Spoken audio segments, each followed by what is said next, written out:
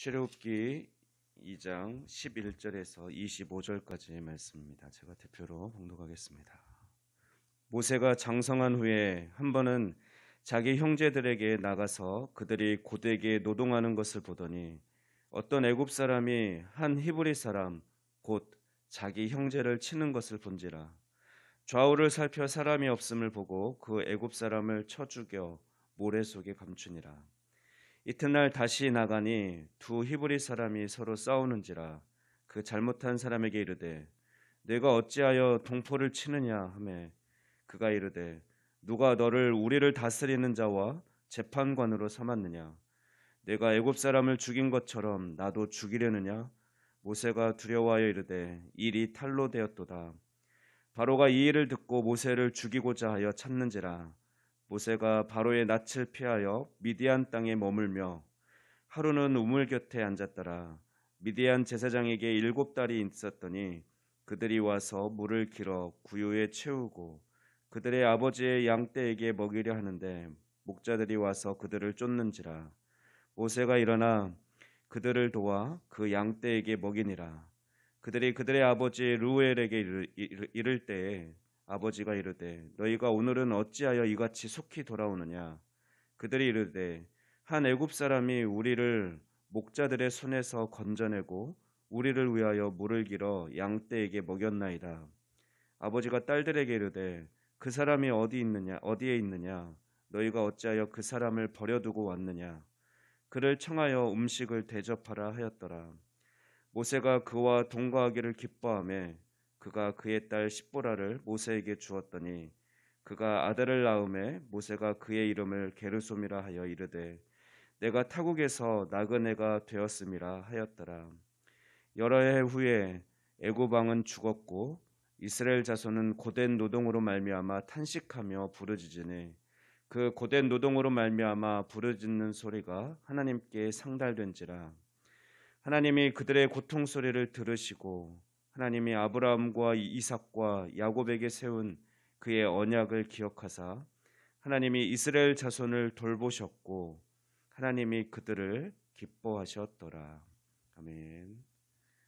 네, 오늘 본문은 모세가 애굽 왕실을 떠나 미디안 광야로 피해서 그곳에서 가정을 꾸리며 살아가게 되는 그 과정을 기록하고 있는 말씀입니다.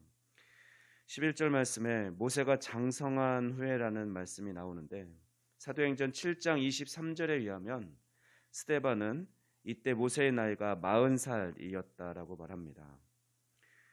모세는 바로 왕의 딸 공주의 아들로 입양되었고 모세는 노예 신분에서 다른 동료들과 자신의 동족들과는 다르게 노예 신분에서 벗어날 수 있었습니다. 모세는 바로 왕실에서 교육을 받고 자랐고 또 왕실에서 생활하는 특권을 누렸습니다. 그러나 모세는 공주의 아들이기를 포기하고 자신을 하나님의 백성 곧 히브리 노예들과 동일시하는 삶을 살아갑니다. 모세의 자기 정체성은 히브리인이 핍박당하는 모습을 보자 확실하게 드러납니다. 히브리인이 애굽의 압제하에 고된 노동을 하는 가운데 어떤 애굽 사람이 한 히브리 사람을 치는 것을 본 모세는 주위에 보는 사람이 없는 것을 확인하고 그 애굽 사람을 쳐 죽입니다. 아무도 모를 것이라고 생각했는데 다음 날은 히브리 사람들끼리 싸우는 것을 보고 말리고 잘못한 사람에게 왜 그러느냐라고 잘못을 따질 때 자신의 살인한 행위가 들통난 것을 알게 됩니다. 히브리인끼리 싸움을 말리는데 그들은 모세를 비난하기를 먼저 이렇게 말합니다. 누가 너를 우리를 다스리는 자와 재판관으로 삼았느냐. 이것은 장차 모세가 이스라엘 백성을 이집트에서 인도한 다음에 백성들로부터 끊임없이 듣게 될 그 불평의 예고편이었습니다. 또한 그는 히브리인은 모세가 애굽 사람을 죽인 사실을 알고는 이렇게 말합니다. 내가 애굽 사람을 죽인 것처럼 나도 죽이려느냐? 이 말을 듣게 되었고 자신의 살인 행위가 그것도 애굽 왕실에서 자란 자신이 애굽 사람을 죽인 것을 곧 왕실에서 알게 되면 자신은 죽게 될 것을 알고 있었고, 그래서 모세는 미디안 광야로 도망가게 됩니다.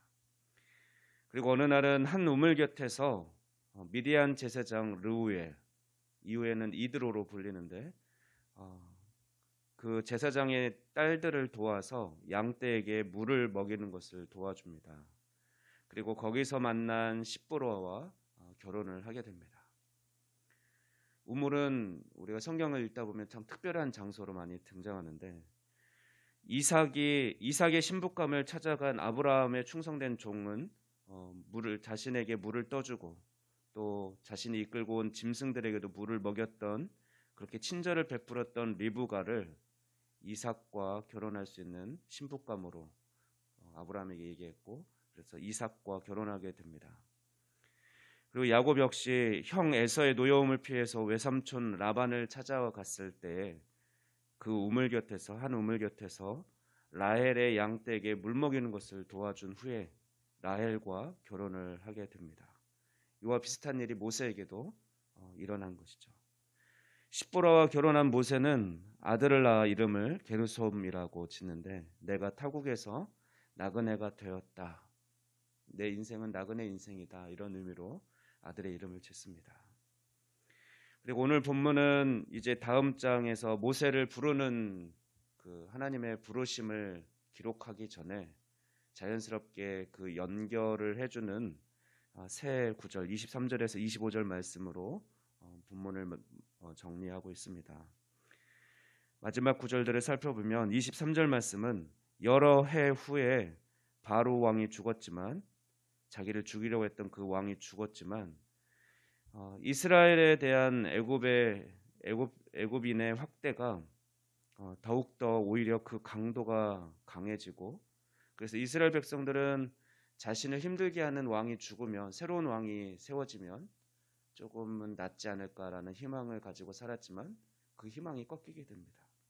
그래서 이스라엘 백성은 더 간절하게 하나님께 부르짖는 그런 모습이 있었고, 또한 하나님은 그들의 부르짖는 소리를 듣고 과거에 자신이 하나님께서 아브라함과 이삭과 야곱과 세웠던 그 언약을 기억하시면서 그 이스라엘 사람들을 잊지 않으시고 기억해 주셨습니다.